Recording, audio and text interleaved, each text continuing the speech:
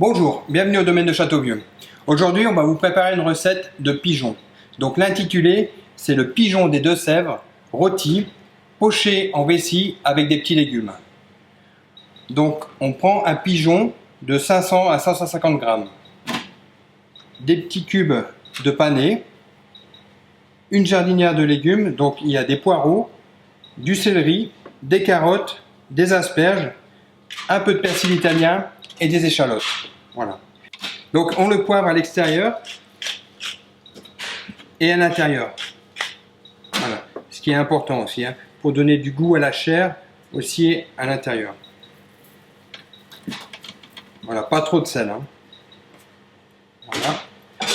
Une poêle avec un petit peu d'huile d'arachide.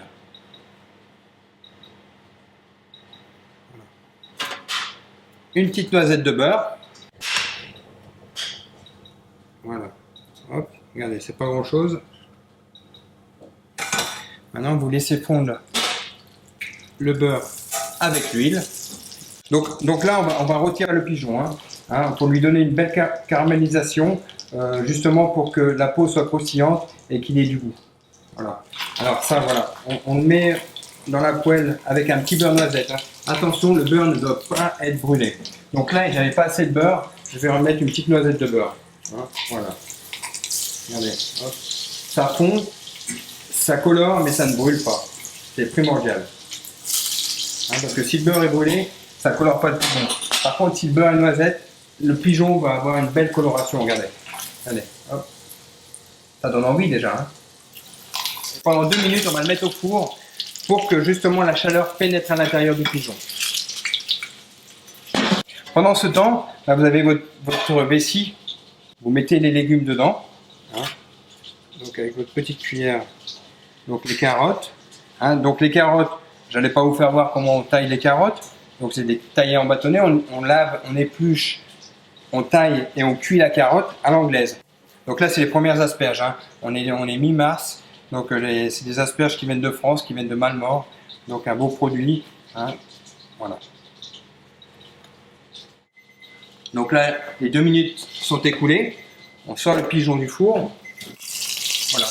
Allez. Et on remet 1 minute sur chaque face.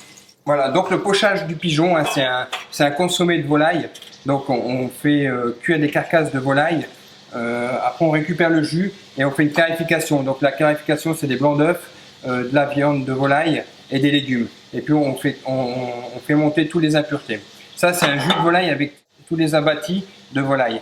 Donc le cou, les ailerons, les pattes, on les concasse et on fait un petit jus brun avec. Donc ce jus brun servira à agrémenter le pigeon lors de la présentation.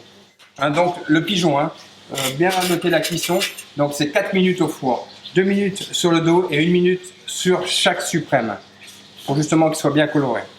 Et après on va le sortir et on laisse 1 minute à reposer ici et on l'arrose bien à l'intérieur. Ce qui est primordial parce qu'il y a beaucoup de... Enfin, on voit de temps en temps, quand on lève une volaille, l'intérieur il n'est pas cuit, ou bien la viande est crue. Donc si on l'arrose bien à l'intérieur, ça permet de cuire les chairs au niveau de la carcasse, ce qui est important aussi.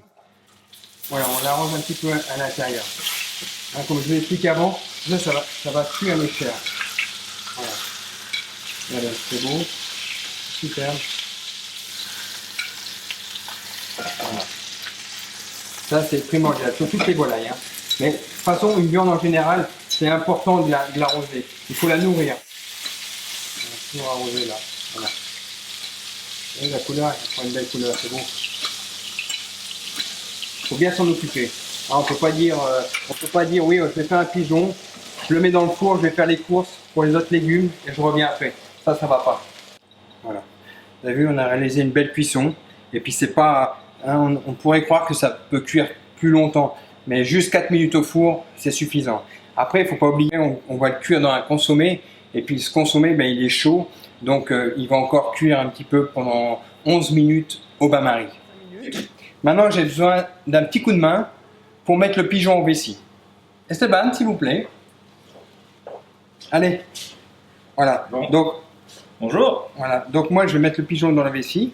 Il va falloir la tenir comme ça, que je puisse mettre le consommé dedans. Voilà. Faut pas se passer de nous, hein, c'est cuisinier. Hein. Ouais. Ça, c'est une vessie entière, ça? Oui, une vessie entière de cochon. Voilà. Donc le consommé, on met le consommé recouvre un peu le pigeon. Et là maintenant, je vais la ficeler. Donc le but, c'est de laisser un petit peu d'air dans la vessie. Voilà. Comme ça, quand on va la pocher, elle va gonfler.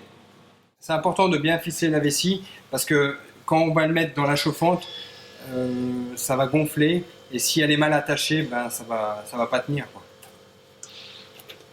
Voilà.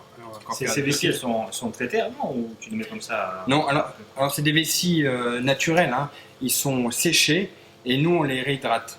Il faut à peu près une journée dans l'eau froide, au frigo, et puis on les rince.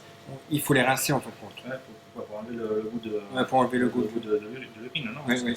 Tu coches combien de temps la Alors là, au bain-marie, donc le bain-marie il doit être juste à ébullition, hein, donc à peu près à 90-100 degrés. Parce que l'ébullition c'est à 100 degrés, mais il ne faut pas que ça boute trop fort. Donc on le met à 90 degrés à peu près, et pendant 11 minutes. Tu arroses dessus? Oui, et on arrose la vessie. Voilà. Impeccable. Voilà, regardez. Après elle gonfle, hein? Oui, après elle va gonfler. Que les vapeurs se... Voilà. Regardez. Et maintenant, on la met 11 minutes. Voilà mon cher Esteban, après 11 minutes de cuisson, voilà le pigeon. Magnifique. Bonne découpe.